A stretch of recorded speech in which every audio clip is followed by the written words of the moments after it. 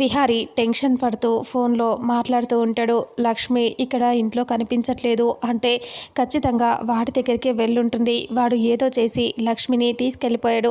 లక్ష్మి ఎక్కడుందో ఏంటో please కనుక్కోరా please అని అంటూ రిక్వెస్ట్ చేస్తూ ఉంటాడు ఫోన్లో. ఇక అప్పుడే అయితే జేడీకేడి అని వాళ్ళు ఉన్నారు అనేసి జేడీకేడిని ఇక్కడ చూపిస్తూ ఉంటారు. ఇక జగదాత్రి కేదార్ ఇద్దరు చాలా అంటే ఆఫీసర్స్ కదా, స్ట్రిక్ట్ ఆఫీసర్స్ కదా, వాళ్ళని చూపిస్తారు. వాళ్ళ గురించి విహారికి చెప్తూ ఉంటాడు విహారి ఫ్రెండ్.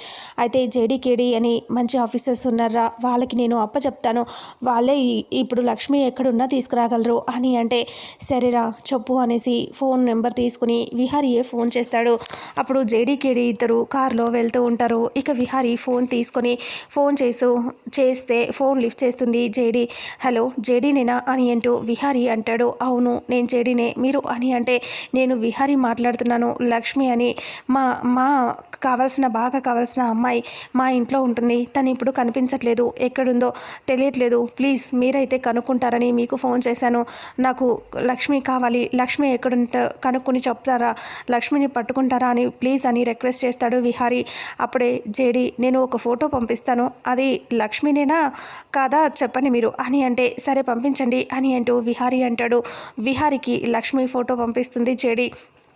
ఆ ఫోటో చూసి విహారి తనే లక్ష్మి, అసలు ఏమైంది లక్ష్మికి అని అంటూ అడిగితే అయితే లక్ష్మికి ఇంకా అప్పుడు కిడ్నాప్ చేసి తీసుకెళ్తారు కదా దుబాయ్ షేక్లకి అమ్మేయటానికి. అక్కడ లక్ష్మితో పాటు చాలామంది ఉంటారు అమ్మాయిలు. లక్ష్మి స్పృహ లేకుండా పడి ఉంటుంది.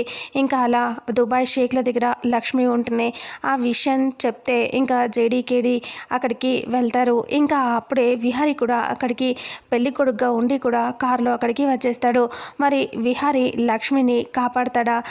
పెళ్లి చిప్పీటల మీదకి వెళ్లకుండా విహారి ఇక్కడ వస్తాడు కాబట్టి ఏం జరుగుతుంది, అసలు ఏమవుతుంది అనేది రాబోయే నెక్స్ట్ ఫుల్ ఎపిసోడ్లో తెలుసుకుందాం.